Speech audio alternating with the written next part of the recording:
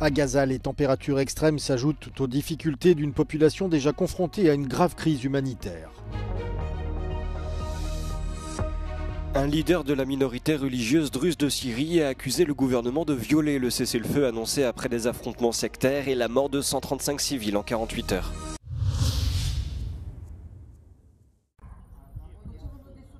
De nouvelles attaques de drones russes dans la nuit de lundi à mardi portent à 5 le nombre de morts en Ukraine depuis dimanche. À Dnipro, un immeuble d'habitation, 6 maisons et une école ont été endommagés par des débris de drones, mais aucune victime n'a été signalée. 2 personnes ont en revanche été blessées dans des frappes sur Zaporijjia, selon le gouverneur de la région. Mais les bombardements principaux ont touché les régions de Kharkiv et de Soumy, où une personne a été tuée et au moins 12 blessés, dont un étudiant de 19 ans et 5 membres du personnel d'une université. Ces attaques surviennent au lendemain d'un ultimatum de 50 jours lancé par Donald Trump au président russe Vladimir Poutine pour qu'il parvienne à un accord de paix, sous peine d'imposer des droits de douane prohibitifs aux pays alliés du Kremlin. Si certains ont salué la menace du président américain, d'autres estiment que l'échéance de l'ultimatum en septembre est trop éloignée. Depuis le début de l'été, la Russie redouble en effet ses efforts pour tenter de percer la ligne de front, alors que ses drones et missiles bombardent les villes ukrainiennes comme jamais auparavant depuis le lancement de l'invasion il y a 3 ans. Une alliance ultra-orthodoxe israélienne, partenaire clé de la coalition du Premier ministre Benyamin Netanyahou, a annoncé ce mardi quitter le gouvernement, menaçant ainsi de le déstabiliser. Les 2 factions du judaïsme unifié de la Torah ont fait cette annonce en raison d'un projet de loi qui prévoit qu'une exemption du service militaire ne pourra être accordée qu'après un enrôlement dans l'armée.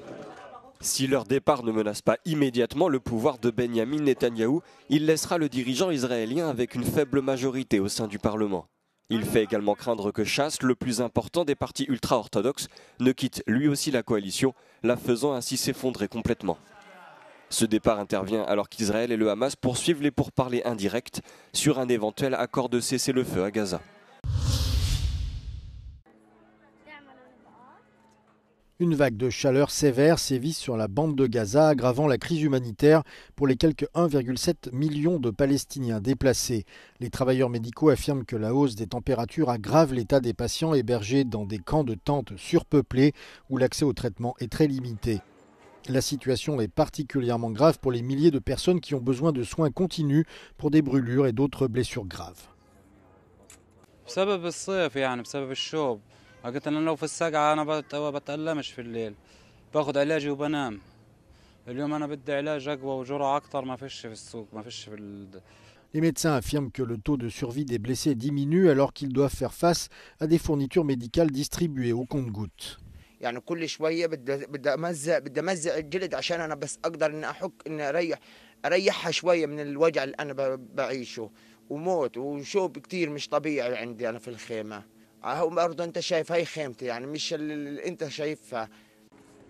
personnel médical affirme que la chaleur entrave le rétablissement de nombreux patients, en particulier ceux souffrant de brûlures qui nécessiteraient des mois de soins dans des conditions cliniques adaptées. على تاخر التئام الحروق بسبب انه اول شيء بتزيد درجه الحرق مع الحراره، احنا طبعا بنوصيهم انهم يبعدوا قدر الامكان عن الاشياء مصادر الحراره، لكن في وضع الخيم صعب الواحد يبعد عن الحراره. ثاني شغله انه الحراره بتزيد الرطوبه والعرق، كمان هذا بتخليه وسط ملائم لنمو البكتيريا. Après 3 mois de blocus total, Israël a commencé à autoriser l'entrée d'une aide limitée à Gaza au mois de mai, une aide que beaucoup estiment encore très insuffisante. L'Observatoire syrien des droits de l'homme a annoncé que 19 civils druzes avaient été tués ce mardi à Soheda lors d'exécutions sommaires par les forces gouvernementales syriennes. En 48 heures, ce sont 135 personnes qui ont été tuées selon l'ONG. Les affrontements ont commencé au cours du week-end par des enlèvements et des attaques entre des membres de tribus bédouines sunnites locales et des factions armées druzes. Les forces de sécurité gouvernementales déployées lundi dans la capitale provinciale de Soheda pour rétablir l'ordre se sont heurtées à des groupes armés. Mardi matin, les chefs spirituels druzes ont appelé les factions armées qui se sont affrontées aux forces gouvernementales à rendre leurs armes et à coopérer avec les autorités alors qu'elles entraient dans la ville. Un cessez-le-feu rapidement confirmé par le ministre syrien de la Défense. Mais un chef druze influent, opposé au nouveau gouvernement de Damas, a assuré par la suite que cette déclaration leur avait été imposée, ajoutant que les forces gouvernementales poursuivaient leurs attaques. Pendant ce temps, Israël, le pays voisin, a lancé de nouvelles frappes dans la région. Le Premier ministre israélien Benjamin Netanyahou et son ministre de la Défense Israël Katz ont déclaré que cette offensive visait à protéger la minorité druze, considérée comme loyale en Israël. Mais si de nombreux Druzes de Syrie ont déclaré ne pas vouloir qu'Israël intervienne en leur nom, des factions de la minorité se sont montrées méfiantes à l'égard des nouvelles autorités de Damas.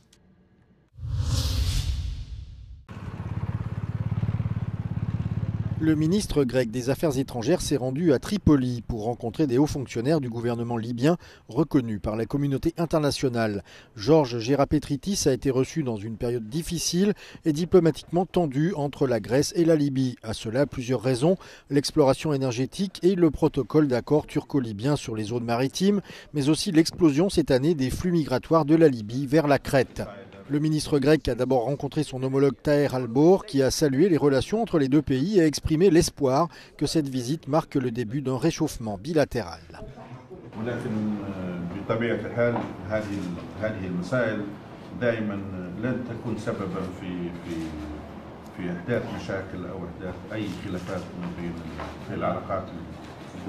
Georges Gerapetritis a souligné de son côté que la résolution de chaque problème doit passer par le dialogue. Η Λιβύη αποτελεί για την Ελλάδα τον φυσικό γείτονα, αποτελεί ένα μακραίωνο σύμμαχο του πολιτισμού και της ιστορίας και η επιδίωξή μας είναι να συνεχίσουμε μαζί την πορεία για μια ευρύτερη περιφερειακή ασφάλεια και ότι εκείνα τα οποία μας ενώνουν, όπως η γεωγραφία και η ιστορία, είναι πολύ περισσότερα από εκείνα που μας η Ελλάδα μπορεί και πρέπει να αποτελέσει την φωνή της Λιβύης στην Ευρώπη και τον κόσμο. Georges Gerapetritis a aussi rencontré le Premier ministre libyen Abdulhamid Dibeba. Il y a réaffirmé la position grecque sur le mémorandum turco-libyen, un accord contesté qui étend la délimitation maritime entre Ankara et Tripoli, ouvrant des zones d'exploration pétro-gazière importantes.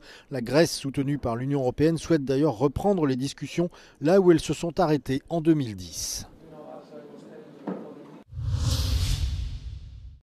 Depuis plusieurs jours, la ville de Torre Pacheco est le théâtre d'attaques racistes à l'égard des personnes d'origine étrangère. Les appels au calme se multiplient. No queremos conflicto ni con marroquíes, ni con saharaui, ni con español, ni con nadie. Queremos tranquilidad y la paz. La gente de nuestro pueblo aquí siempre hemos convivido bien. Menos algunos pocos, como en todos los sitios, porque puede odiar a otra gente, pero son pocos. Tout a commencé par l'attaque subie par un retraité. L'homme âgé de 68 ans a été passé à tabac par, selon des témoins, des agresseurs d'origine nord-africaine. D'après les autorités, 2 immigrés n'habitant pas à Torre Pacheco ont été arrêtés pour cette agression. La communauté marocaine craint pour sa sécurité. Esperemos que actúen las fuerzas del Estado, porque debería de ser así y que nos defiendan. No, bueno, nos defiendan a nosotros los marroquíes, a los españoles y a los vecinos de otras nacionalidades. 13 personnes ont été arrêtées, l'enquête se poursuit. L'administration Trump ne publiera pas de rapport sur le changement climatique sur le site internet de la NASA, comme elle avait pourtant promis de le faire il y a quelques semaines. Cette nouvelle annonce s'inscrit dans la continuité des efforts du gouvernement américain pour supprimer les informations sur le changement climatique des sites fédéraux.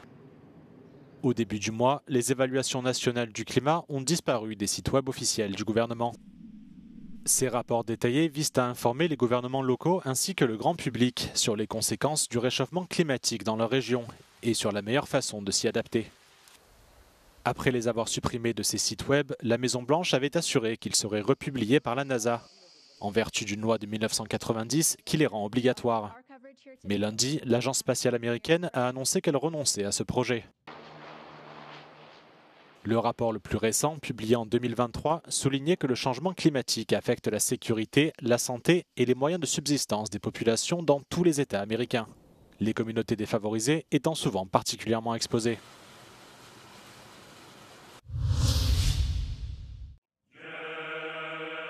Dans les vastes plaines du nord de la Pologne, des dizaines de milliers de spectateurs se sont rassemblés pour revivre un moment clé de l'histoire médiévale.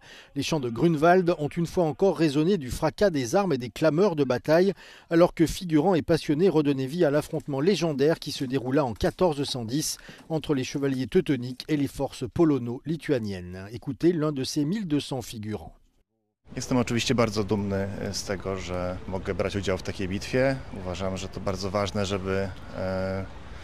żeby respektować i wspominać tradycję, szczególnie tak ważną dla historii Polski. Faire partie de cette reconstitution de la bataille de Grunwald exige des participants qu'ils disposent de l'équipement et de l'armement adéquat, ce qui entraîne des efforts financiers liés à leur acquisition et à leur entretien. To jest moja własna zbroja. Na początku oczywiście można się starać wypożyczyć. Trochę trwa kompletowanie całej zbroi. Mi to zajęło ponad pół roku, myślę. I jeśli chodzi o koszty takiej zbroi, to będzie, myślę, że około ponad 10 000 samą zbroję. Les reconstitutions de la bataille de Grunwald se caractérisent par leur précision historique et l'attention portée aux détails. Comme le souligne notre interlocuteur, l'armure pèse 25 kg et les affrontements sur le terrain s'apparentent à des combats d'arts martiaux mixtes. To jest, najprościej ujmując, takie MMA w zbroi, czyli również właśnie sędziowie liczą punkty, ale też można przeciwnika znokautować. La bataille de Grunwald est considérée par les historiens comme la plus importante du Moyen-Âge. Pour la Pologne et la Lituanie, son succès a signifié l'arrêt de l'expansion de l'ordre teutonique.